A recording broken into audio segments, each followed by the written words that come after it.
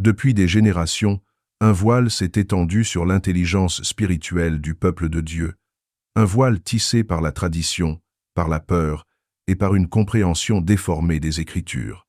Il y a dans ce voile un mensonge ancien, un poison spirituel subtil qui s'est glissé doucement dans les cœurs des croyants sincères, s'enveloppant du langage sacré, se drapant des versets saints pour se faire passer pour une vérité céleste. Ce mensonge a été transmis avec autorité depuis les pupitres, enseigné avec zèle par des voix qu'on croyait guidées par la lumière, accepté sans question par des millions d'âmes désireuses de plaire à Dieu, mais qui, sans le savoir, ont échangé la liberté de la grâce contre les chaînes de la peur. Ce mensonge n'est pas dans le principe du don, ni dans l'acte de la dîme en lui-même, mais dans la manière dont on a transformé un symbole sacré en une obligation marchande, une transaction entre la créature et son Créateur.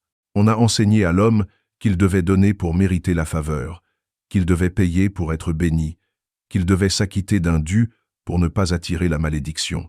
Ainsi, la dîme, née d'un élan d'amour et de reconnaissance, est devenue pour beaucoup une dette religieuse, un impôt du ciel que l'on verse avec crainte plutôt qu'avec joie. Et dans ce glissement subtil s'est logé le véritable péché, celui de réduire la relation vivante avec Dieu à un échange matériel. Ce poison spirituel a remplacé la grâce par la peur, la foi par la contrainte, la communion par la culpabilité. Il a transformé l'autel en comptoir, le cœur en calculateur et le don en marchandise. Combien de fidèles aujourd'hui se demandent « Ai-je assez donné pour être béni ?» au lieu de dire « Seigneur, qu'ai-je à te rendre pour ton amour infini ?» Combien de mains tremblent au moment de donner, non par humilité, mais par angoisse de ne pas en faire assez. Et pourtant, la dîme n'a jamais été destinée à être un poids, mais une louange, non une exigence, mais une expression libre de gratitude envers celui qui pourvoit avant même qu'on demande. Le danger n'est pas dans le don, mais dans la mentalité religieuse qui s'y est attachée. C'est une mentalité qui a transformé la bénédiction en produit, la foi en investissement et le cœur en instrument de profit. Ce n'est plus la foi qui conduit à donner, mais la peur de perdre. Ce n'est plus l'amour qui inspire, mais la promesse d'un retour multiplié. On a ainsi créé une génération de croyants prisonniers d'un faux évangile de la transaction, au lieu d'enfants libres dans la confiance de la providence. Mais aujourd'hui, Dieu veut ôter ce voile. Il veut restaurer la compréhension originelle de ce qu'est vraiment la dîme, un acte de reconnaissance et d'intimité, non une taxe céleste. Il veut délivrer son peuple du commerce spirituel, de la culpabilité religieuse et des illusions du mérite. Car tout ce que l'homme croit pouvoir acheter de Dieu, il le perd, mais ce qu'il reçoit dans la foi et la gratitude, il le garde éternellement. Nous allons parler aujourd'hui du péché caché derrière la dîme, celui qu'on ne vous a jamais enseigné, non pour condamner, mais pour éclairer. Car la vérité libère toujours, même lorsqu'elle dérange. Ce message ne cherche pas à détruire les fondements du don, mais à rétablir sa pureté. Il s'agit de ramener ton cœur à la source, à l'origine, à ce moment où donner n'était pas un devoir, mais une réponse d'amour à la bonté divine. Et si, en écoutant ces paroles, tu ressens déjà un frémissement dans ton esprit, une lumière douce qui commence à se lever, sache que ce n'est pas une simple émotion, c'est la vérité de Dieu qui frappe à la porte de ton intelligence. Elle veut te libérer des fausses interprétations, te détacher des manipulations spirituelles et t'enseigner que le royaume de Dieu n'est pas une économie d'échange, mais un espace de relation. Reste jusqu'à la fin, car nous allons terminer cette vidéo avec une forte prière, une prière qui pourrait transformer ta compréhension du don, de la bénédiction et du rapport avec Dieu. Abonne-toi dès maintenant à la chaîne, aime cette vidéo si tu ressens déjà sa présence et écris en commentaire « Seigneur, ouvre mes yeux à la vraie richesse du ciel ». En écrivant cette phrase, tu te connectes à la lumière divine qui brise les illusions de la religion pour te ramener à la vérité vivante du royaume. Dieu n'a jamais voulu que la dîme soit une chaîne qui t'attache à la peur du manque, ni une épreuve imposée à ton cœur pour tester ta fidélité à travers la crainte. Depuis les origines, l'intention de Dieu n'a jamais été de soumettre ses enfants à une dette religieuse, mais de les inviter à participer à sa nature généreuse.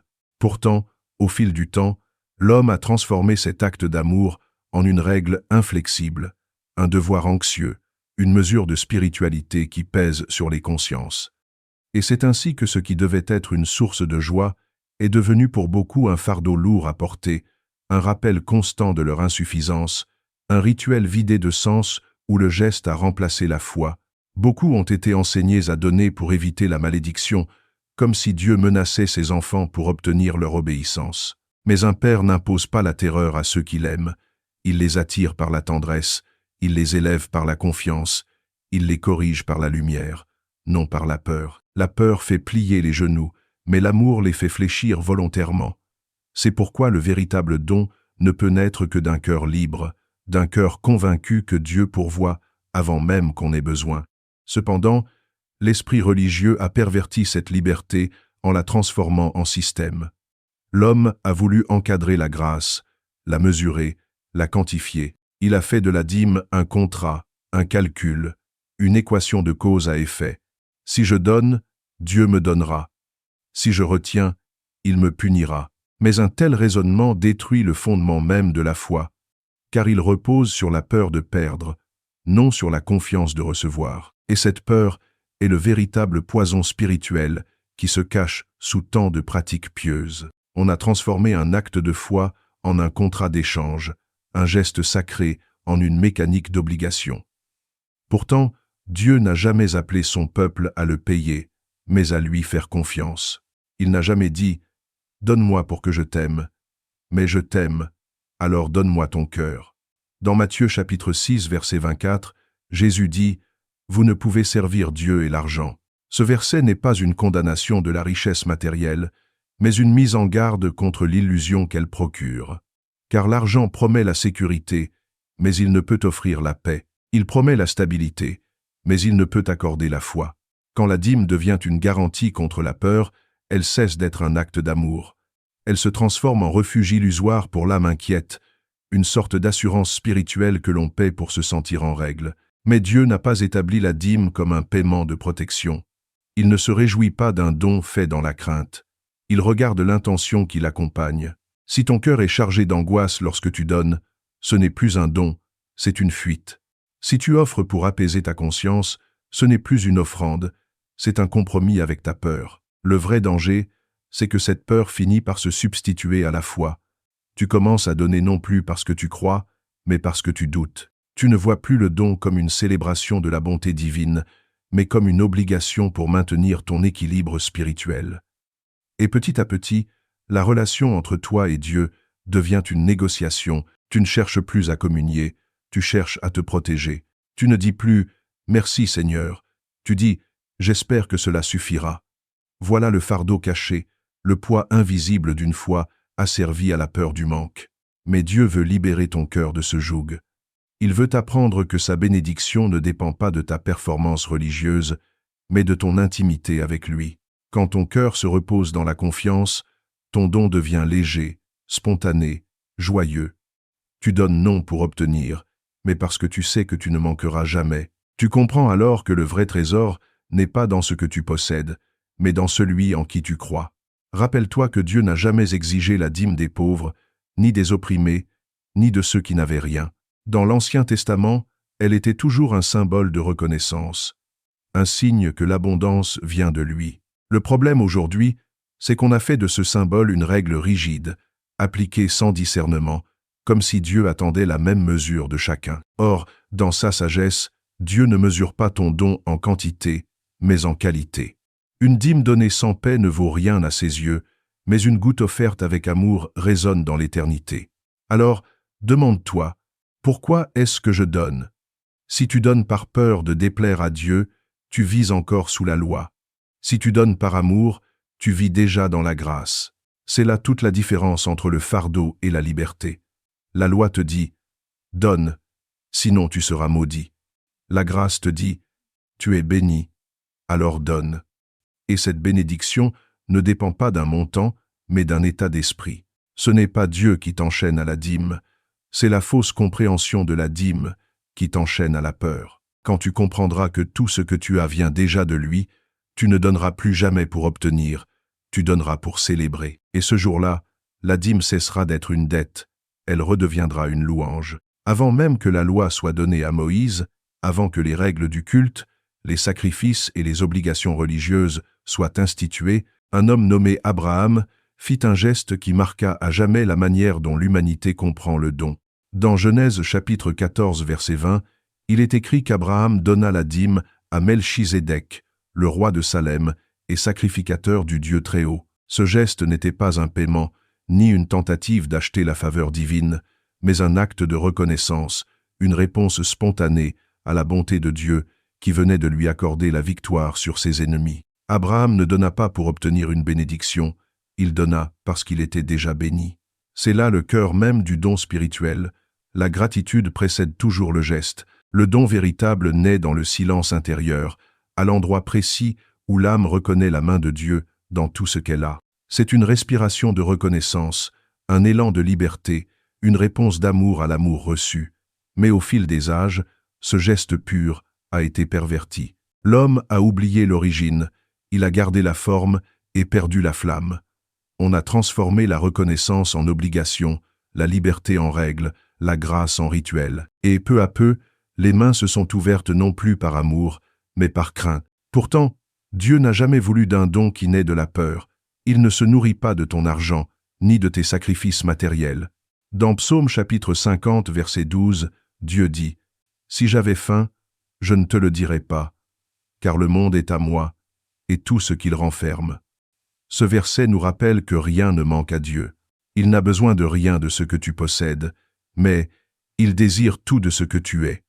Il ne cherche pas la main qui donne, il cherche le cœur qui s'abandonne. Lorsque tu donnes, ce n'est pas ton argent qui monte vers Dieu, c'est ton amour, ton intention, ta gratitude. L'argent est seulement le véhicule visible d'une réalité invisible, ton attachement au royaume. Le don véritable ne mesure pas ce que tu perds, il célèbre ce que tu as déjà reçu. Et c'est pourquoi Abraham, avant même la loi, comprit que le don ne s'impose pas, il s'inspire. Il ne se calcule pas, il se contemple. Il ne s'enseigne pas comme une formule, il se vit comme une révélation. Mais aujourd'hui, beaucoup donnent sans comprendre pourquoi ils donnent. Ils accomplissent un geste ancien sans en percevoir la source vivante. Ils pensent obéir à Dieu, mais souvent, ils obéissent à la voix de la tradition. Ils s'imposent une règle sans jamais ressentir la joie qu'elle devait éveiller. Et cette perte de sens engendre la fatigue spirituelle, une sorte de lassitude du cœur, car tout ce qui est fait sans amour finit par s'éteindre. Le problème n'est donc pas que les églises enseignent à donner, mais qu'elles oublient de rappeler pourquoi on donne. On parle de l'acte, mais on oublie la racine. On cite la loi, mais on tait la grâce. Et c'est ainsi que le peuple se retrouve à servir un Dieu d'habitude plutôt qu'un Dieu de relation. Le don devient une exigence collective au lieu d'un dialogue intime. Pourtant, Dieu ne demande pas une offrande mécanique, il attend une réponse personnelle. Quand ton cœur est aligné, tout ce que tu possèdes devient une offrande vivante. Ce n'est plus un geste isolé, c'est une manière d'exister. Tes paroles deviennent un parfum, tes actions un autel, ton travail une prière silencieuse.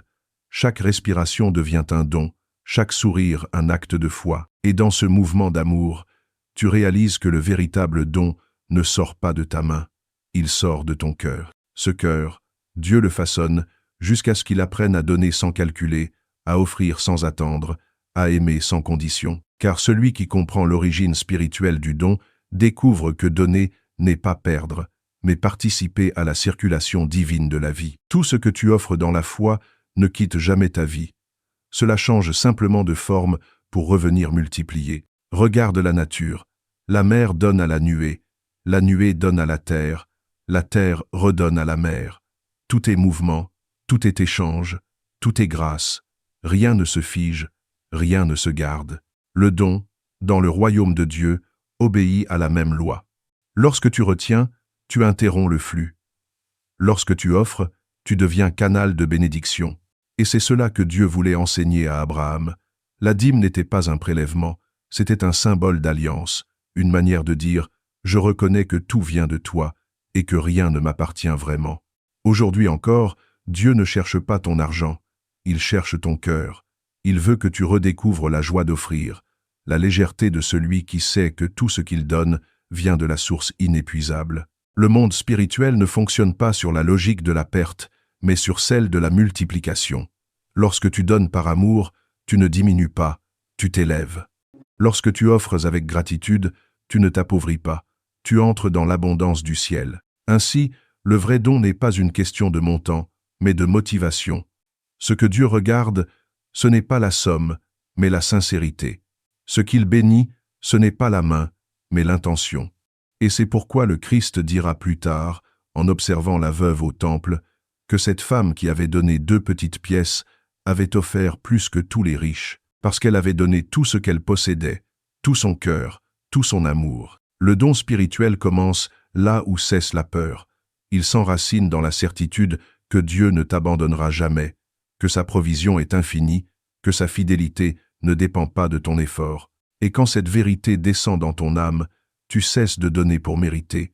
Tu donnes parce que tu es déjà aimé, déjà choisi, déjà béni. C'est cela, la véritable origine du don. Une gratitude si profonde qu'elle devient offrande, un amour si réel qu'il devient partage, une foi si vivante qu'elle se traduit en générosité naturelle. Il y a une grande confusion dans le cœur de beaucoup de croyants, celle qui transforme le don en transaction. Ce glissement, si subtil et pourtant si destructeur, a pris racine lorsque l'homme a voulu faire du spirituel un système de rendement. Ce n'est plus la foi qui conduit le geste, mais l'attente du résultat, et c'est ainsi qu'un commerce s'est introduit dans le sanctuaire, un marché intérieur où l'on échange des prières contre des bénédictions, des dîmes contre des promesses de prospérité, des offrandes contre des miracles. Ce n'est plus le cœur qui parle, c'est la logique du profit qui dicte le mouvement. Certains ont fait de la dîme un système spirituel de profit, une sorte d'investissement céleste où l'on donne pour recevoir davantage, comme si Dieu était devenu le banquier de leurs espérances matérielles. On cite Malachie chapitre 3 verset 10. « Apportez à la maison du trésor toutes les dîmes, afin qu'il y ait de la nourriture dans ma maison, et mettez-moi de la sorte à l'épreuve, dit l'Éternel des armées, et vous verrez, si je n'ouvre pas pour vous les écluses des cieux. » Mais on oublie que ce texte ne parlait pas d'un commerce, ni d'un troc spirituel, mais d'un rappel à la fidélité du peuple envers Dieu. Dieu ne promettait pas de multiplier des billets ou de gonfler les comptes bancaires. Il promettait de bénir la terre, de la rendre féconde, de faire pleuvoir la rosée du ciel sur les champs desséchés. C'était une bénédiction d'abondance naturelle, pas une promesse de richesse artificielle. Or aujourd'hui, dans bien des assemblées, ce verset est devenu le fondement d'un évangile de transaction. On donne pour recevoir, on offre pour posséder, on sème pour récolter 100 fois plus, comme si la foi devait toujours produire un rendement visible et mesurable. Mais Dieu ne se laisse pas réduire à une équation. Il n'est pas un distributeur automatique de miracles, il est un père qui enseigne à ses enfants à aimer. Quand le geste du don devient une stratégie pour obtenir quelque chose, le cœur quitte la sphère de la foi pour entrer dans celle du calcul. Et c'est là que naît le véritable péché, celui qui travestit la relation en contrat, qui transforme la louange en échange, qui remplace l'adoration par l'attente d'un retour. Le commerce spirituel ne se manifeste pas toujours à travers les paroles, mais à travers les intentions. On peut prier avec ferveur et pourtant négocier intérieurement. On peut donner avec le sourire et pourtant attendre une récompense cachée. Ce type de foi, si on peut encore l'appeler ainsi, n'est plus une confiance, c'est une spéculation. Elle utilise Dieu au lieu de le servir, et chaque fois que l'homme utilise Dieu, il perd la pureté du lien qui le relie à lui. Jésus, dans Matthieu chapitre 20 et 1 verset 12, entra dans le temple et renversa les tables des changeurs d'argent, en disant « Ma maison sera appelée une maison de prière, mais vous en faites une caverne de voleurs. » Ce geste prophétique n'était pas seulement une révolte contre le commerce matériel qui se faisait dans le temple, mais une dénonciation du commerce spirituel qui se faisait dans les cœurs. Le temple représente notre être intérieur, et lorsque la prière devient un moyen d'obtenir plutôt qu'un élan pour adorer, nous transformons ce temple en marché. Beaucoup se disent aujourd'hui « Je donne, donc Dieu doit me bénir », mais cette pensée détruit l'essence même de la grâce. Car si Dieu te bénissait uniquement parce que tu donnes, alors sa faveur serait un salaire, non un don. Et la grâce, par définition, n'est pas méritée. Elle est donnée librement, par amour, sans condition. C'est pour cela que Jésus dira dans Matthieu chapitre 10 verset 8, « Vous avez reçu gratuitement, donnez gratuitement ». Ces paroles renversent toute logique humaine. Elles rappellent que le royaume de Dieu ne fonctionne pas selon les lois du marché, mais selon celles du don désintéressé. Quand tu donnes pour recevoir, tu restes centré sur toi. Quand tu donnes par amour, tu ouvres le ciel sur les autres. L'amour ne calcule pas son retour. Il donne, il sème, il répand. Et c'est justement parce qu'il ne cherche rien qu'il reçoit tout. Dieu aime le cœur qui donne sans intention cachée, celui qui offre sans chercher à monnayer la bénédiction. Le commerce spirituel est dangereux parce qu'il produit une illusion, celle que Dieu peut être acheté. Il crée une foi conditionnelle, dépendante des résultats visibles. Quand les choses vont bien, la foi grandit. Quand les bénédictions tardent, la foi s'éteint. Mais la vraie foi ne se nourrit pas de preuves, elle se nourrit de confiance. Elle continue à donner, même quand rien ne semble revenir. Elle offre, même dans la sécheresse, car elle sait que la source n'est pas dans le monde, mais en Dieu. Lorsque tu donnes en attendant un bénéfice, tu n'es plus un adorateur, tu deviens un investisseur spirituel. Tu ne cherches plus la face de Dieu, tu cherches sa main. Et cette posture te prive de la profondeur de sa présence, car Dieu ne se révèle pas à ceux qui le traitent comme un système de récompense, mais à ceux qui viennent sans condition, simplement pour le rencontrer. La dîme, dans sa nature la plus pure, n'était jamais censée être un outil de commerce spirituel. Elle devait être une célébration, un symbole de reconnaissance, un acte de communion. Elle exprimait la certitude que tout appartient à Dieu et que l'homme n'est qu'un intendant. Mais en la transformant en levier pour obtenir plus, l'homme a détourné sa signification. Le don n'est plus un chant d'amour, c'est devenu une stratégie de gain. Pourtant, quand tu apprends à donner sans calcul, sans attente, tu découvres un secret. Dieu multiplie ce qui est donné dans la pureté. Mais cette multiplication n'est pas toujours matérielle, elle est avant tout intérieure. Il augmente ta paix, ta joie, ta sagesse. Il élargit ton cœur, il t'élève dans la compréhension de sa volonté. Et cette croissance invisible vaut infiniment plus que l'abondance visible. Dieu veut libérer son peuple de ce commerce caché qui pollue la foi. Il veut restaurer le don dans sa vérité originelle, comme une offrande d'amour, un acte de foi, un témoignage de gratitude. Le vrai miracle, ce n'est pas que ton argent se multiplie, c'est que ton cœur change. C'est qu'en donnant, tu deviennes plus semblable à ton Père céleste, qui fait lever son soleil sur les bons et sur les méchants sans attendre un retour. C'est cela, la vraie richesse du royaume. Donner sans compter, aimer sans attendre, servir sans marchander. Là où cesse le commerce, commence la communion. Là où s'arrête le calcul, naît la confiance. Et quand la confiance s'installe, la paix descend, car le cœur libéré du profit devient enfin capable d'aimer. Le royaume de Dieu est un lieu de renversement, un espace où les logiques humaines perdent leurs repères, où les lois du monde cessent d'avoir autorité. Là où le monde bâtit ses relations sur le calcul, le royaume les fonde sur la confiance. Là où le monde mesure la valeur par ce qu'il possède, le royaume mesure la valeur par ce que l'on partage. Là où le monde dit « garde pour toi afin de ne pas manquer », le royaume murmure « donne » et tu découvriras que tu n'as jamais manqué de rien. Tout y est inversé, car tout y est purifié par l'amour. Dans le monde, on donne pour recevoir, on offre pour être vu, on aide pour être reconnu, on sème pour récolter. Le cœur humain, formé par les lois du commerce et de la compétition, a appris à calculer même dans le domaine spirituel. Mais le royaume ne fonctionne pas selon cette logique. Dans le royaume, on donne parce qu'on a déjà reçu. On partage parce qu'on a compris que tout appartient à Dieu. On sème non pour récolter, mais pour participer à la joie de celui qui fait croître toutes choses. Le don n'est pas une stratégie, c'est une réponse d'amour. Jésus a dit, dans Luc, chapitre 6, verset 38, « Donnez, et il vous sera donné.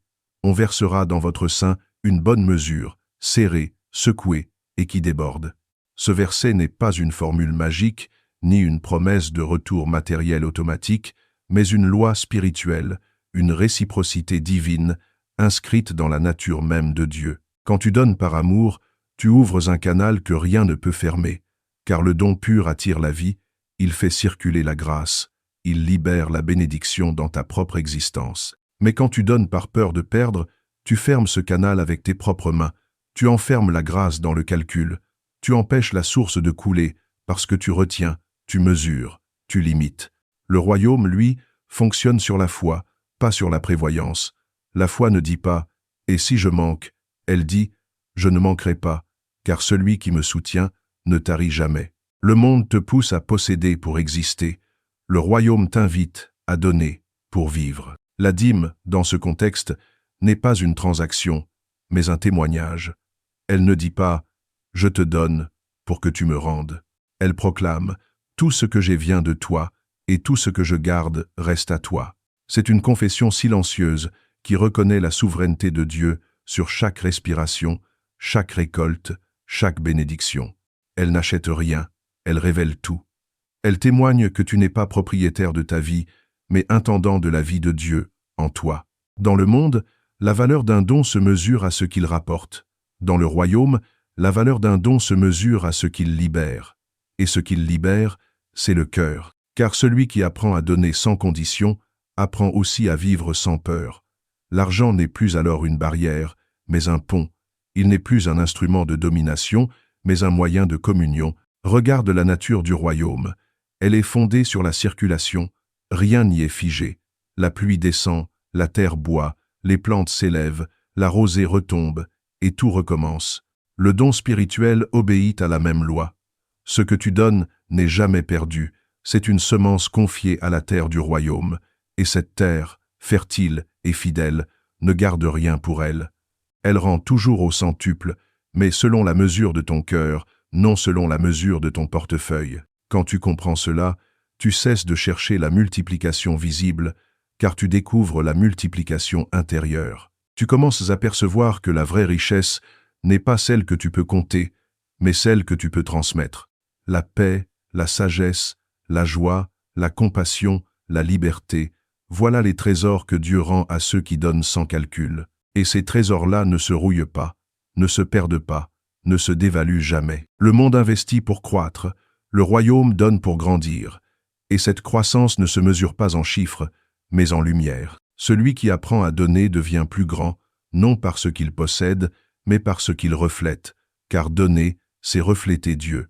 C'est imiter son cœur, c'est participer à son mouvement créateur, lui qui donne sans se vider, qui bénit sans se lasser, qui pardonne sans se fatiguer. Le royaume de Dieu est étranger aux logiques de profit. Il ne connaît pas la spéculation, ni la peur de la perte.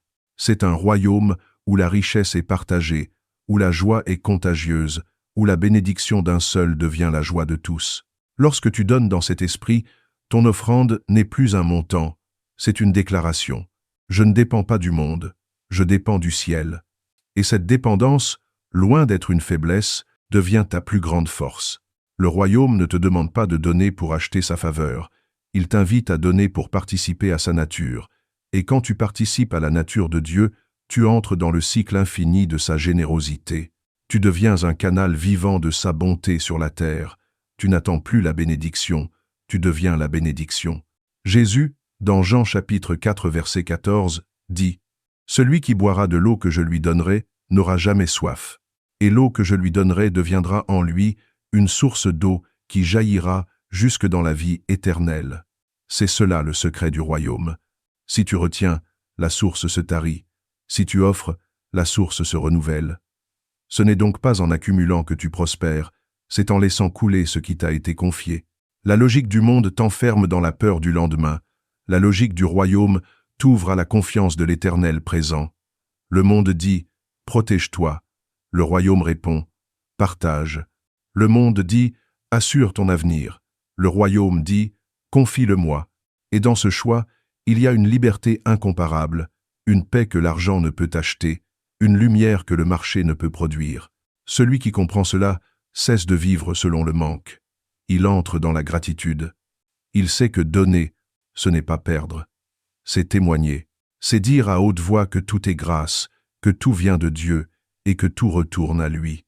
La dîme, alors, n'est plus une somme qu'on dépose, mais une prière qu'on prononce. Elle devient le chant silencieux de l'âme reconnaissante, le témoignage d'un cœur qui a compris que la richesse n'est pas ce qu'on garde, mais ce qu'on partage. Dieu ne regarde pas la somme, il regarde l'intention. Son regard traverse les chiffres, les billets, les gestes visibles, pour sonder ce qui se cache derrière, la disposition du cœur, la vibration de l'âme, la vérité de la motivation. Ce que l'homme mesure en quantité, Dieu le mesure en pureté. Ce que le monde considère comme peu, le ciel peut le considérer comme tout. Et ce que le monde acclame comme beaucoup, le royaume peut le juger vide. Car devant Dieu, la valeur d'un don ne dépend jamais de son apparence, mais de la lumière qui l'accompagne.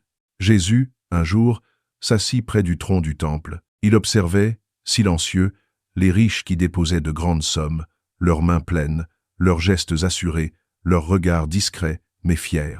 Puis, il vit venir une femme seule, une veuve pauvre, fragile, vêtue simplement, qui s'approcha timidement et y déposa 2 petites pièces de cuivre, presque sans bruit, comme si elle craignait que son offrande insignifiante ne soit pas digne d'être remarquée.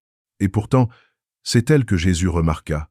C'est elle qu'il désigna à ses disciples en disant « Cette pauvre veuve a donné plus que tous les autres, car tous ont mis de leur superflu, mais elle, dans sa pauvreté, a mis tout ce qu'elle possédait, tout ce qu'elle avait pour vivre. » Ce récit est l'un des plus puissants enseignements spirituels sur le don, car il renverse nos catégories et dévoile le regard de Dieu. Ce que nous voyons comme un petit geste, Dieu le voit comme un abandon total. Ce que nous jugeons par le montant, Dieu le juge par la profondeur.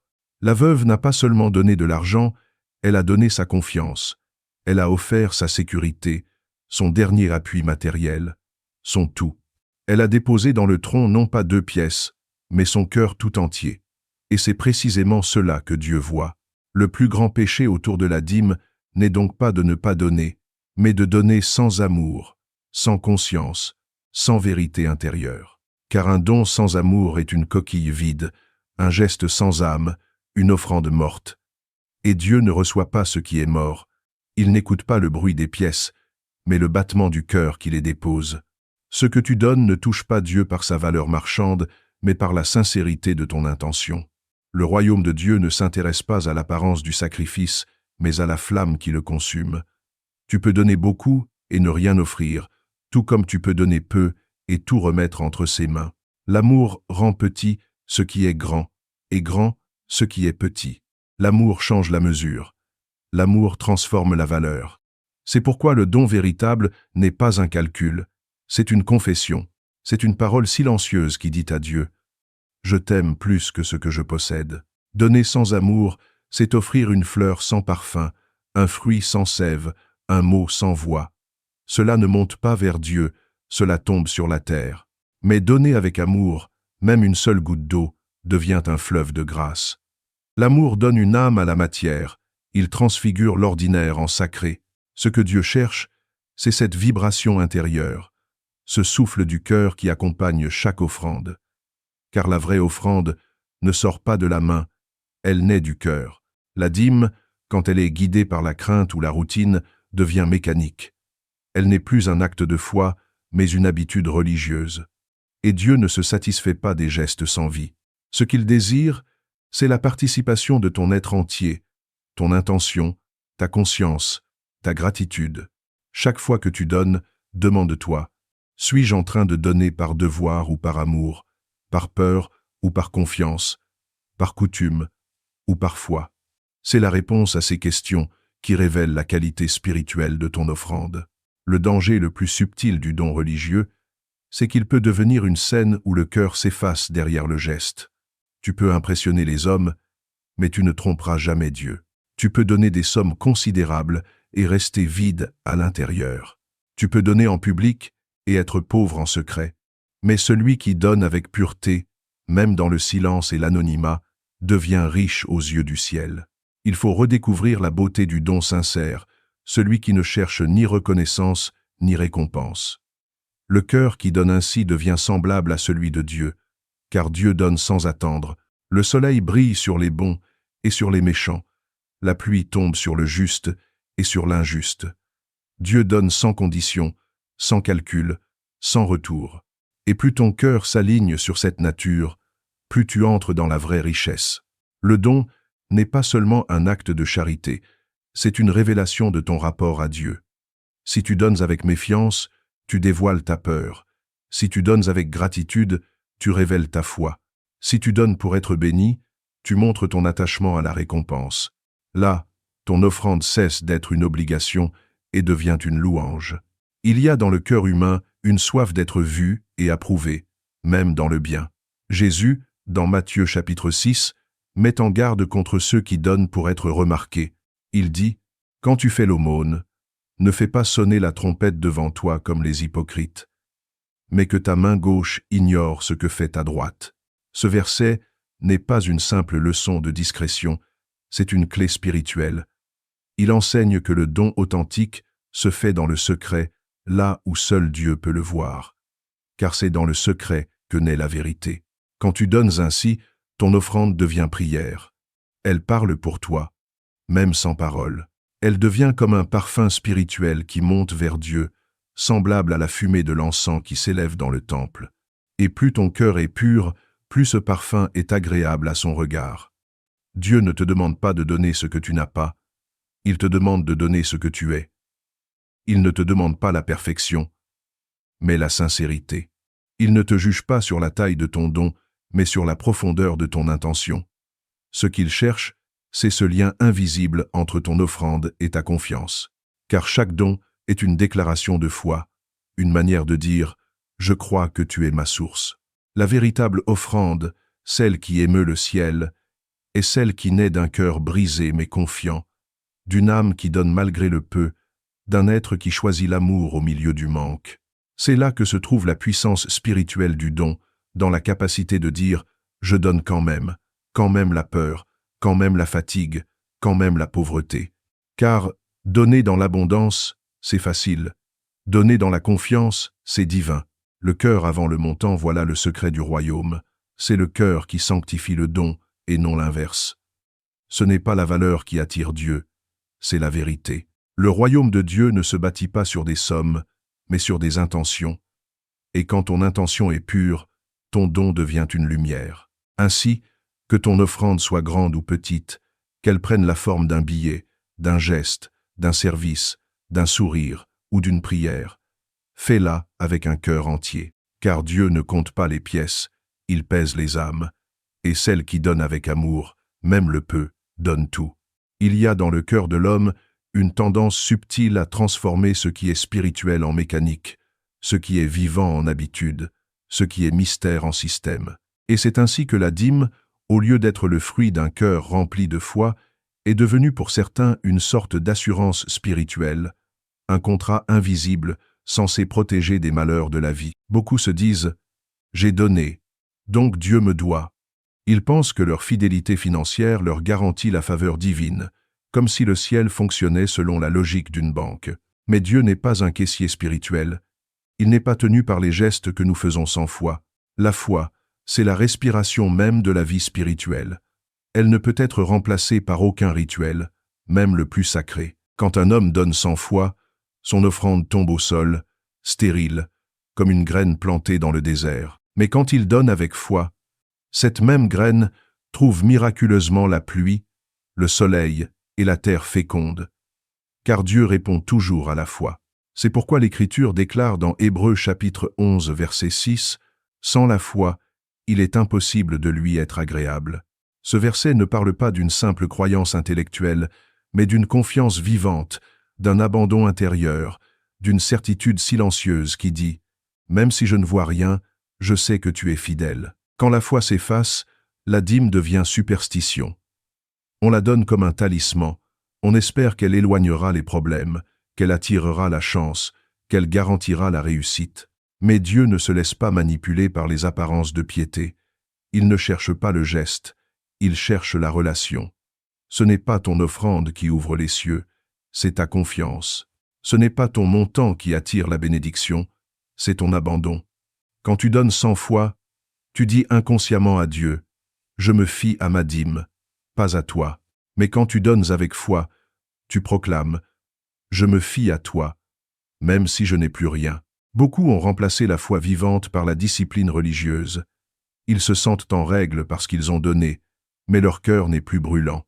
Ils pensent que la dîme les protège du malheur, comme si elle était une muraille magique, mais la véritable protection vient de la présence de Dieu, pas de la somme déposée. Ce n'est pas ce que tu donnes qui t'entoure, c'est celui à qui tu fais confiance. Et si ton cœur n'est plus tourné vers lui, ton offrande devient une coquille sans âme. La foi, c'est ce lien invisible qui transforme un simple acte en un miracle. Elle est cette lumière qui rend chaque chose vivante, chaque geste signifiant, chaque offrande puissante. Sans elle, tout s'éteint. Tu peux prier, chanter, donner, jeûner, mais sans foi, tout devient formalité. Dieu ne se réjouit pas de ce que tu fais, il se réjouit de la confiance qui te pousse à le faire. Car la foi ne s'exprime pas seulement par les mots, mais par les attitudes du cœur, par la manière dont tu donnes, dont tu attends, dont tu espères. Quand tu remplaces la foi par la dîme, tu tombes dans le piège de la religion. Tu échanges la relation vivante contre un automatisme rassurant. Tu perds le feu intérieur pour un rituel prévisible. Tu cesses de dépendre de Dieu car tu crois que ton geste suffit. Et c'est là que naît la sécheresse spirituelle. Dieu veut des enfants dépendants de lui, pas des croyants qui s'abritent derrière leurs pratiques. La dîme n'est pas censée remplacer ta foi, mais en être le prolongement naturel. Elle doit jaillir d'un cœur qui croit, d'une âme qui reconnaît, d'un esprit qui fait confiance. Souviens-toi. Abraham donna la dîme à Melchizedek, mais il ne le fit pas pour acheter une bénédiction. Il la donna après la victoire, non pour l'obtenir. Sa dîme était le fruit d'une foi éprouvée, d'une reconnaissance profonde. Abraham savait que tout ce qu'il avait venait de Dieu, et son don n'était que le signe extérieur de cette certitude intérieure. La foi précéda le don, et non l'inverse. Voilà l'ordre du royaume. D'abord la foi, ensuite l'offrande. Celui qui donne sans foi agit par calcul. Il attend un retour, une récompense, une preuve visible. Et quand la bénédiction tarde, il se décourage, il murmure, il accuse Dieu d'ingratitude. Mais celui qui donne avec foi sait que chaque don est une semence invisible, qu'il ne dépend ni du temps ni des circonstances. Il donne non pour recevoir, mais parce qu'il croit déjà avoir reçu. Il donne sans exiger, sans condition, sans contrat. Il donne parce qu'il sait que Dieu pourvoit toujours. Il est dangereux de confondre le moyen et la source. La dîme n'est qu'un canal, mais Dieu est la source. Quand tu places ta confiance dans le canal, tu oublies la source. Tu bois à la rivière sans te souvenir de la montagne d'où elle coule, et quand la rivière s'assèche, tu crois que Dieu t'a oublié, alors qu'en réalité, c'est toi qui as déplacé ton espérance. La foi te garde attaché à la source, même quand les canaux se vident. Regarde autour de toi. Combien de personnes ont cessé de prier parce qu'elles ont déjà donné? Combien pensent que leur dîme leur garantit la faveur, alors que leurs genoux ne se sont pas pliés depuis longtemps? Ils ont remplacé la flamme par la formule, la communion par la contribution. Mais Dieu ne se satisfait pas de l'argent d'un cœur absent. Il veut ton intimité, ton attention, ta confiance. La foi n'est pas un supplément à ton offrande, elle en est la racine. C'est elle qui donne vie à ton geste. Sans elle, tout ce que tu fais est mécanique. Avec elle, tout ce que tu fais devient sacré. Ce n'est pas le montant de ton don qui attire la faveur de Dieu, c'est la qualité de ta foi. Jésus l'a montré lorsqu'il dit dans Matthieu chapitre 17 verset 20, « Si vous aviez de la foi comme un grain de sénévé, vous diriez à cette montagne, « Transporte-toi d'ici là », et elle se transporterait. » Ce que Jésus voulait dire, c'est que la foi, même minuscule, rend toute chose vivante et possible. Une petite foi sincère a plus de poids dans le royaume qu'une grande offrande sans âme. La foi est ce feu invisible qui consume la peur, qui éclaire le chemin, qui transforme le geste le plus humble en acte divin. Celui qui donne avec foi, même un verre d'eau, donne la vie. Celui qui donne sans foi, même une fortune, donne du vide.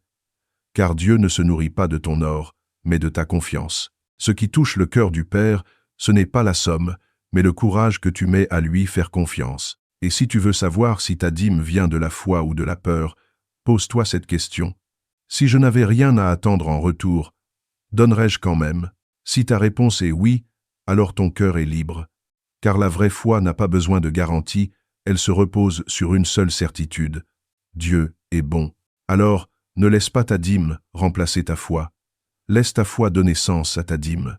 Que ton offrande ne soit pas un geste automatique, mais un acte vivant, né de la confiance, nourrie par la gratitude, animée par l'amour. Car Dieu ne regarde pas le geste, il regarde le cœur qui croit derrière le geste. Et quand la foi guide ton don, chaque pièce devient lumière, chaque offrande devient prière, chaque dîme devient témoignage. Dieu ne te demande pas ce que tu n'as pas, il te demande ce que tu caches, ce que tu protèges jalousement, ce que tu n'oses pas lui confier, ce que tu gardes par peur de manquer ou de perdre. Car le véritable don commence toujours là où s'arrête la zone de confort. La dîme, dans sa nature la plus pure, n'est pas une taxe spirituelle ni un devoir religieux, c'est une révélation de ton intimité avec le Père. Elle ne parle pas seulement de ce que tu possèdes, mais de ce que tu crois. Elle mesure la profondeur de ton abandon, pas la taille de ton portefeuille. Elle est un miroir spirituel qui renvoie à ton visage la vérité de ta foi. Chaque fois que tu donnes, ce n'est pas ton argent que Dieu regarde, mais ton cœur au moment où tu le tends. La dîme devient alors une conversation silencieuse entre ton âme et ton Créateur. Elle dit « Seigneur, je te fais confiance ». Elle dit « Tu es ma source ». Elle dit « Je ne veux pas être esclave de ce que je possède ». Elle dit encore « Tout ce que j'ai est déjà à toi ». Ce langage du cœur, Dieu le comprend mieux que n'importe quelle parole, car ce que tu refuses de donner révèle ce qui te possède encore. Beaucoup pensent que la dîme est une simple question d'argent, mais Dieu regarde au-delà.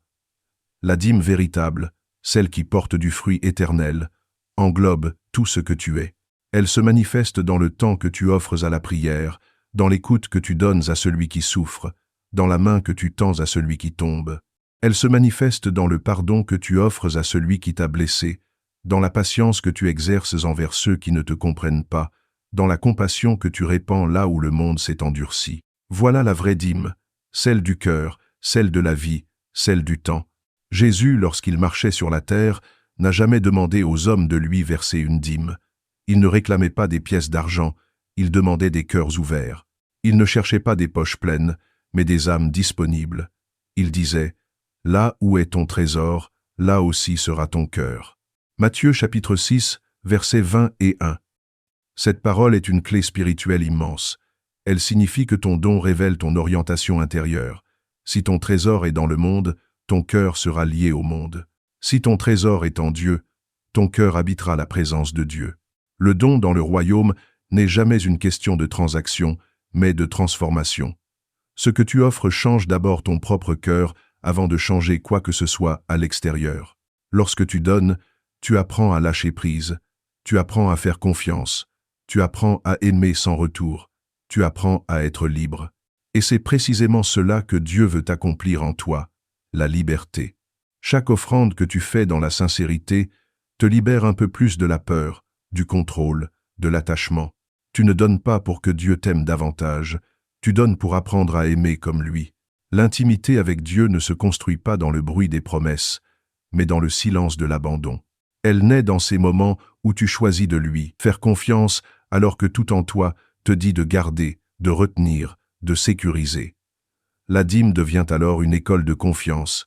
Ce n'est pas une obligation, c'est un entraînement spirituel, une discipline de liberté. Chaque fois que tu donnes avec foi, tu dis au monde « Je ne dépends pas de toi, je dépends de Dieu ». Tu déclares ta citoyenneté céleste. Mais quand la dîme est faite sans intimité, elle devient mécanique, froide, sans saveur. Elle n'est plus une expression d'amour, mais un geste religieux. Et Dieu, qui voit dans le secret, sait faire la différence. Il sait quand tu donnes parce que ton cœur brûle, et quand tu donnes parce que tu crains. Il sait quand ton offrande est une réponse à sa grâce, et quand elle est un simple réflexe spirituel. Il sait quand ton geste vient du ciel ou de la chair. C'est pourquoi il vaut mieux donner peu avec une vraie intimité que beaucoup sans connexion. Regarde la manière dont tu donnes. Donnes-tu pour plaire aux hommes ou pour toucher Dieu? Donnes-tu pour respecter une règle ou pour entretenir une relation? Car dans le royaume, tout acte extérieur n'a de valeur que s'il reflète une réalité intérieure. La dîme sans intimité est un bruit sans musique, un feu sans chaleur, un parfum sans essence. Elle ne monte pas vers le ciel, elle retombe sur la terre. Mais quand elle naît d'un cœur amoureux, elle devient encens, elle devient louange, elle devient prière. Dieu t'invite à lui donner bien plus que de l'argent. Il t'invite à lui donner du temps, le temps que tu passes à méditer sa parole, à contempler sa bonté, à écouter sa voix, car le temps est la monnaie la plus précieuse du royaume. Là où tu donnes ton temps, tu révèles ce que tu adores. Si ton temps est englouti par le travail, la distraction ou la peur, ton autel est ailleurs. Mais si tu offres à Dieu ton attention, ton silence, ton écoute, alors ton cœur devient un sanctuaire vivant. Il y a des dons que Dieu refuse, non parce qu'ils sont insuffisants, mais parce qu'ils ne viennent pas d'un cœur sincère. Il y a des gestes qu'il ne bénit pas, parce qu'ils ne portent pas sa lumière. Mais il n'y a jamais un geste d'amour, aussi petit soit-il, qu'il ignore. Dans Luc chapitre 7 versets 37 à 38, la femme qui honnit les pieds de Jésus avec son parfum n'a rien donné de matériellement grand, et pourtant, ce qu'elle offrit avait une valeur éternelle. Elle donna son adoration. Elle versa sur Jésus ce qu'elle avait de plus précieux, non par obligation, mais par amour. Et cette offrande, Jésus l'appela « belle œuvre ». Voilà le modèle de la dîme du cœur. Ce que Dieu veut, ce n'est pas ton argent, c'est ton parfum. Ce qu'il désire, ce n'est pas ton billet, c'est ton adoration. Il cherche des adorateurs en esprit et en vérité, pas des gestionnaires de rituels. Il cherche la sincérité, pas la mise en scène. Il cherche la proximité, pas la performance. La dîme, lorsqu'elle est vécue dans l'intimité, devient une célébration de sa présence. Tu ne donnes plus pour cocher une case, tu donnes parce que tu es submergé par sa fidélité. Tu ne calcules plus, tu contemples. Tu ne redoutes plus, tu remercies. Tu ne cherches plus à mériter, tu cherches à partager. Et dans ce mouvement, tu entres dans la vraie dimension du royaume, celle où tout don devient louange, et toute louange devient offrande. Si tu veux savoir où en est ton intimité avec Dieu, regarde ce que tu donnes, mais surtout comment tu le donnes. Regarde la paix ou la tension dans ton cœur quand tu donnes. Regarde si tu le fais dans la joie ou dans le poids. Car le don est le miroir le plus fidèle de ta communion avec le Père. Celui qui donne avec légèreté a compris que tout vient de Dieu. Celui qui donne en se plaignant n'a pas encore découvert la joie du royaume.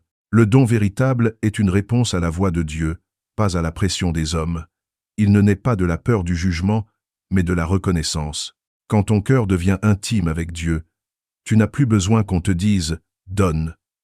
Tu sens toi-même le moment, la mesure, la joie de le faire. Tu donnes comme on respire, naturellement, parce que sa présence remplit tout en toi. Alors, souviens-toi, la dîme n'est pas une taxe, c'est un témoignage. Elle ne prouve pas ta richesse, elle révèle ta relation. Elle n'est pas une obligation, mais une offrande d'amour. Dieu veut ton cœur avant ton or, ton temps avant ton argent, ton intimité avant ton obéissance. Et quand tu lui donnes cela, tout ce que tu offres devient saint, tout ce que tu touches devient bénédiction, tout ce que tu vis devient prière. Combien de croyants aujourd'hui vivent encore sous le poids invisible de la peur?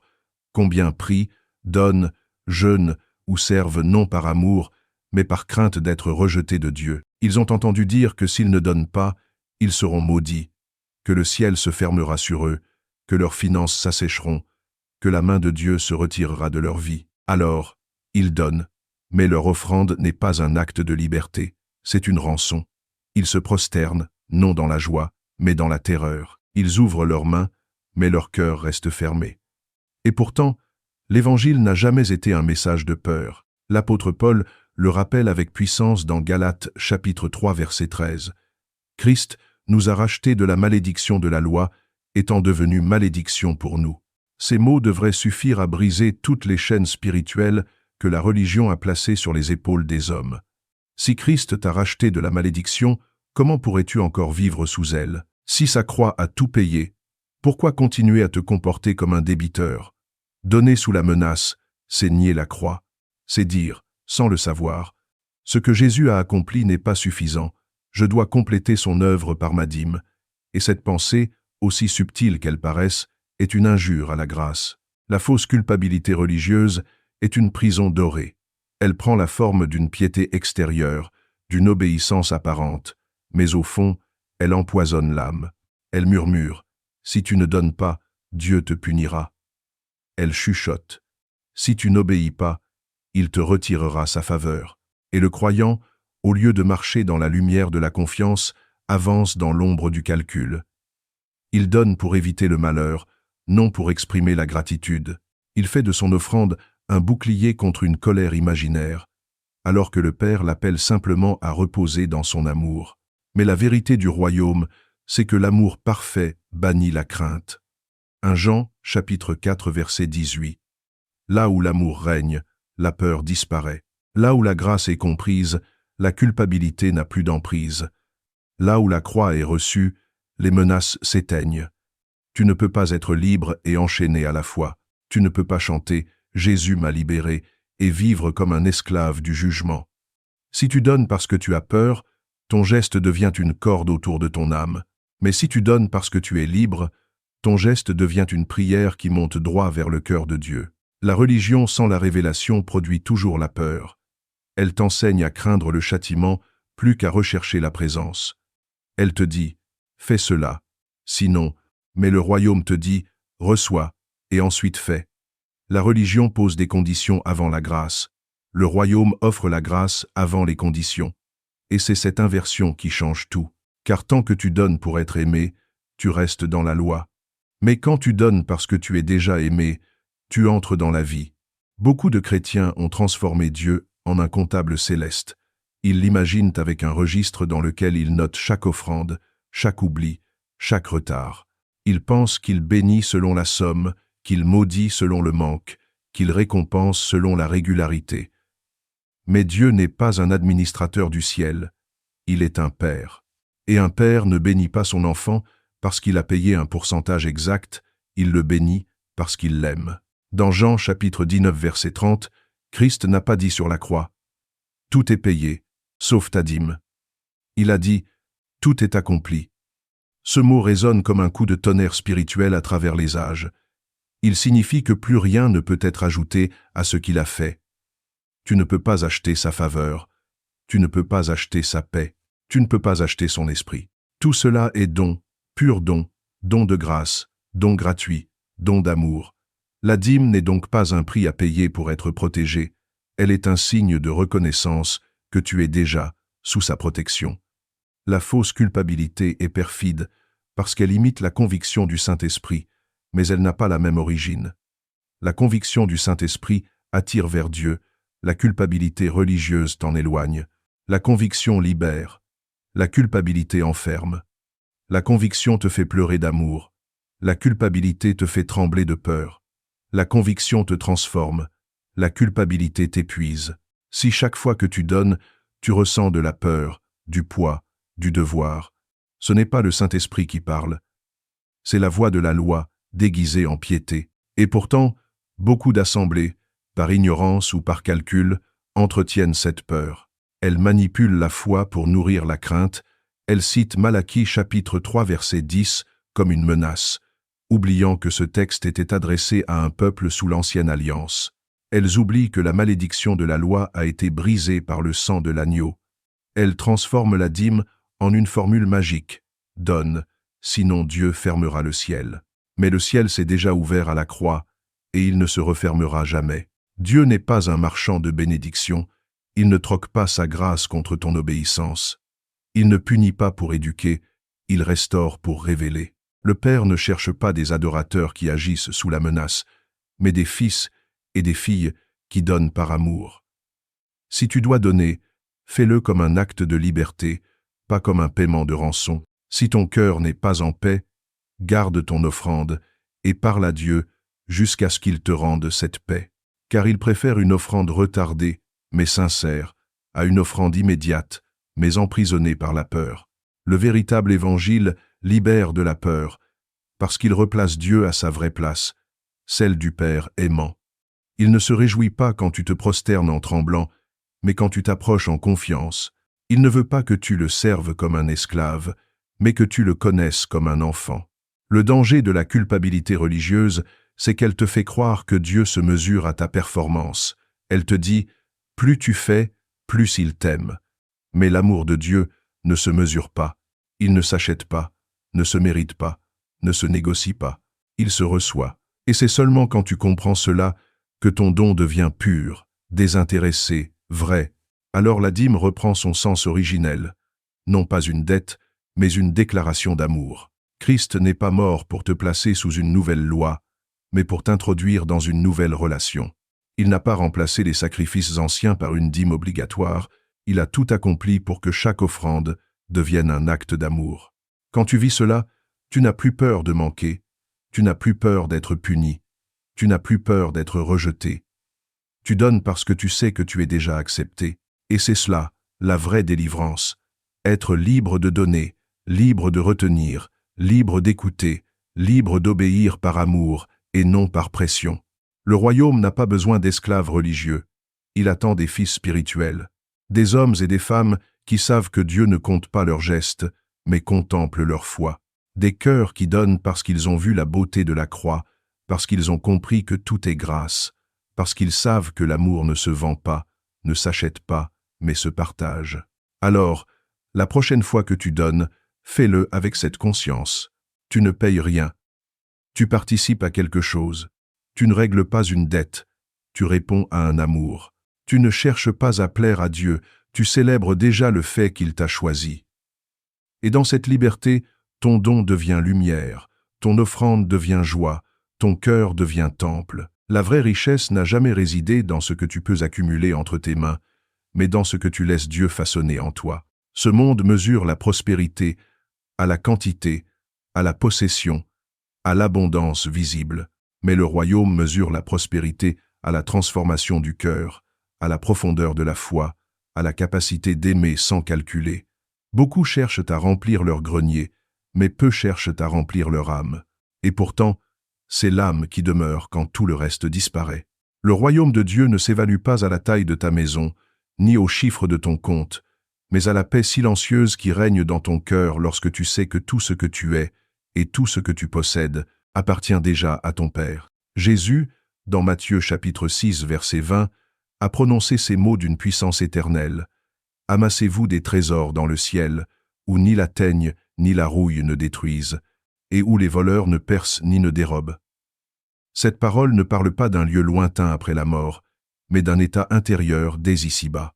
Le ciel commence en toi, lorsque ton regard cesse de se tourner vers la terre. Le trésor céleste n'est pas une récompense différée, c'est une réalité vécue. C'est la paix que rien n'achète, la joie que rien ne menace, la confiance que rien n'ébranle. Quand tu apprends à donner avec un cœur libre, tu cesses d'être un propriétaire inquiet, et tu deviens un canal divin, un instrument de la circulation de la grâce. Car un canal ne garde pas l'eau, il la laisse passer. Il ne s'assèche pas, car l'eau y circule sans cesse. Ainsi en est-il du croyant, qui a compris le secret de la vraie richesse.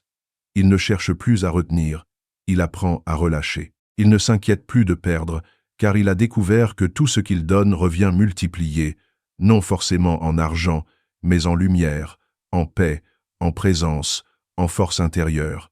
Le monde dit « Protège ce que tu as, tu pourrais le perdre. » Dieu dit « Donne ce que tu as, tu découvriras que rien ne t'appartient vraiment. » Et c'est là, précisément, que commence la liberté. La dîme, le don, l'offrande, tout cela n'a jamais été un test de richesse matérielle, mais un test de confiance. Dieu ne te demande pas ton argent parce qu'il en aurait besoin, mais parce qu'il veut libérer ton cœur de la dépendance au matériel. Ce que tu refuses de donner devient souvent ce qui te contrôle. Ce que tu oses remettre entre ses mains devient ce qu'il sanctifie. Et quand tu fais ce pas de foi, tu découvres une loi spirituelle plus haute. Plus tu donnes, plus tu deviens. Parce que le don n'appauvrit pas, il élargit. Il ne te dépouille pas, il t'affine. Il ne te vide pas, il t'ouvre. Beaucoup prient pour la bénédiction, mais ils refusent le détachement.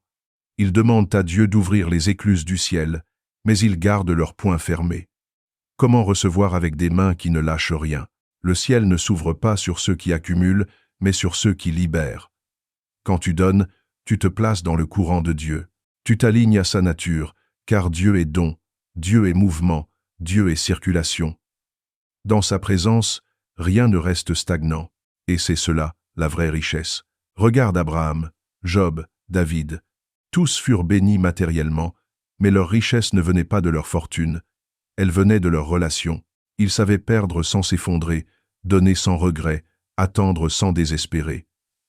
Leur richesse était intérieure, avant d'être extérieure. C'est pourquoi quand tout leur fut repris, ils ne perdirent pas leur foi, parce qu'ils savaient que la source demeurait. Ce n'est pas la possession qui te définit, c'est la confiance que tu as dans celui qui pourvoit. Tu peux être pauvre selon le monde et riche selon le ciel, comme tu peux être riche selon le monde et spirituellement ruiné. La vraie richesse du ciel se reconnaît à un signe, la paix qui dépasse l'entendement. Tu peux traverser une épreuve financière, perdre un travail, manquer de ressources, et pourtant te sentir dans une stabilité intérieure que rien ne peut briser, parce que ta sécurité ne dépend plus des chiffres, mais des promesses. Tu n'as plus peur de demain, car tu sais que le Dieu qui t'a soutenu hier sera le même demain. Tu n'es plus possédé par ce que tu possèdes, tu n'as plus besoin de prouver ta foi par le montant de ton offrande, car ton offrande, désormais, c'est ton cœur, ton obéissance, ta fidélité dans le peu. La richesse du ciel n'est pas spectaculaire, elle est silencieuse. Elle se manifeste dans ta manière d'aimer, de pardonner, de rester en paix quand tout s'agite autour de toi. C'est cette richesse que les anges reconnaissent, celle que les yeux humains ignorent. Quand Jésus dit « Amassez-vous des trésors dans le ciel », il te révèle un secret, la vraie vie est invisible. Ce que tu bâtis dans ton cœur durera éternellement. Ce que tu bâtis sur la terre passera. Chaque acte d'amour, chaque geste sincère, chaque pardon donné devient une pierre précieuse déposée dans ton trésor céleste. Le paradoxe du royaume, c'est que plus tu donnes, plus tu reçois, plus tu t'oublies, plus tu te découvres, plus tu t'humilies, plus tu grandis. Et dans ce mystère, la dîme trouve sa vraie place. Elle n'est pas un devoir, mais une célébration. Elle dit à Dieu, « Tu es ma source, ma sécurité, ma richesse. » Et quand tu fais cette déclaration avec foi, tout ton être se repositionne. Ton esprit s'élève au-dessus des lois du marché, ton âme apprend à ne plus craindre le manque, ton cœur s'élargit à la dimension du royaume. Souviens-toi, Dieu n'est jamais impressionné par ce que tu possèdes, mais il est ému par ce que tu lui confies. La main ouverte attire la bénédiction, mais c'est le cœur ouvert qui la retient. Quand tu donnes avec joie, tu te connectes à la nature même de Dieu, tu deviens semblable à lui, car il ne cesse jamais de donner. Et dans ce mouvement, tu découvres le vrai secret de la prospérité spirituelle. Ce n'est pas ce que tu reçois qui t'enrichit, mais ce que tu partages. Alors, que ton cœur apprenne à semer dans le ciel plutôt que de s'attacher à la terre. Ne cherche pas à bâtir un empire matériel, mais un héritage éternel. Ne cours pas après la sécurité des hommes, mais après la fidélité de Dieu.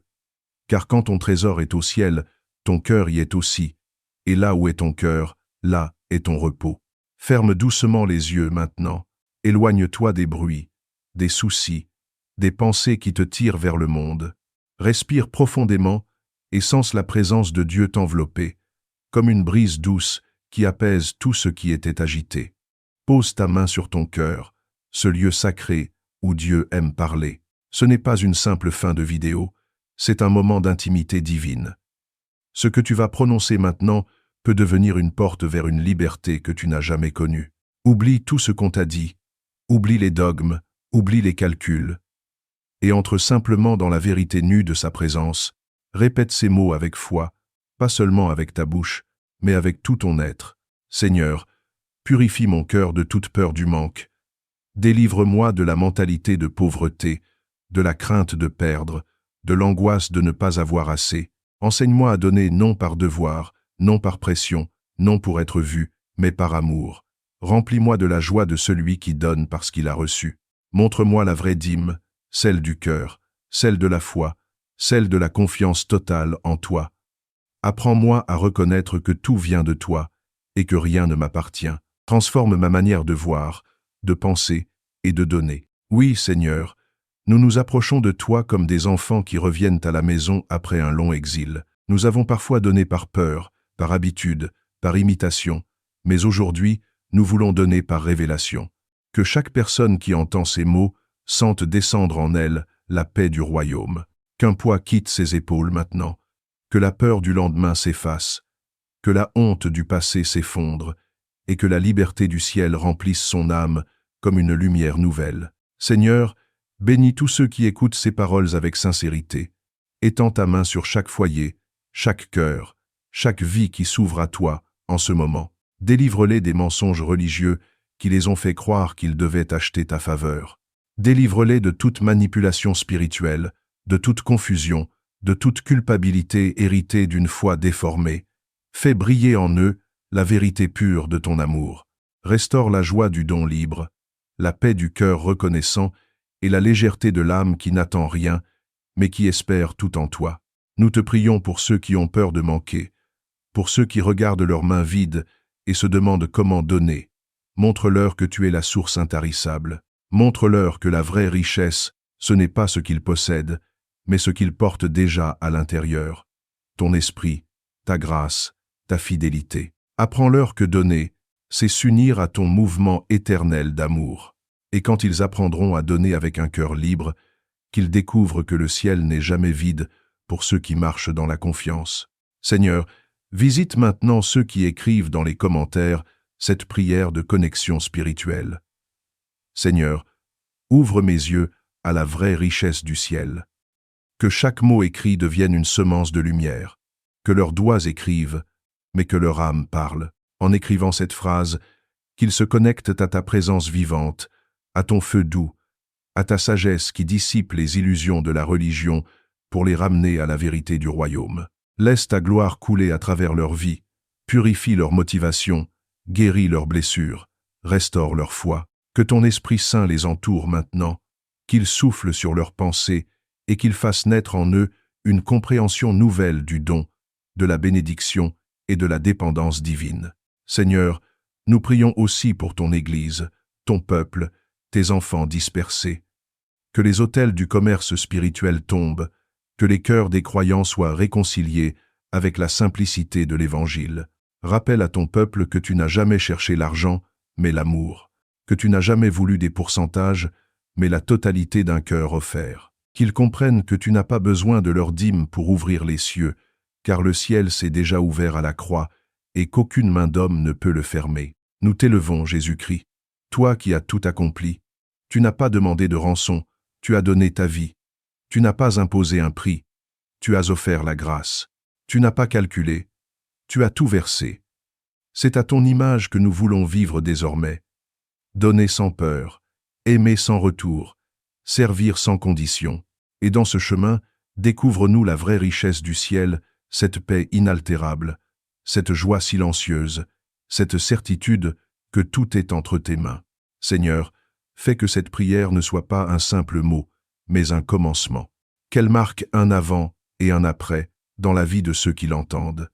Que dès aujourd'hui, ils ressentent un vent nouveau, une paix nouvelle, une liberté nouvelle. Que leurs finances soient bénies, oui, mais surtout que leur cœur soit guéri. Qu'ils ne vivent plus dans la peur du manque, mais dans la certitude de ton abondance. Que leur foi devienne plus forte que leurs besoins, plus stable que leurs émotions, plus profonde que leurs calculs. Et maintenant, Seigneur, que ta bénédiction repose sur chaque personne qui a écouté jusqu'à la fin. Que ton esprit descende sur elle comme une pluie de paix. Que son esprit soit apaisé. Que sa maison soit visitée. Que sa vie soit illuminée.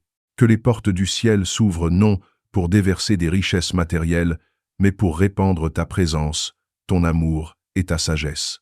Nous déclarons la fin de toute peur, de toute dépendance, de toute confusion. Nous proclamons la liberté du royaume sur chaque vie, la liberté d'aimer, de donner, de croire.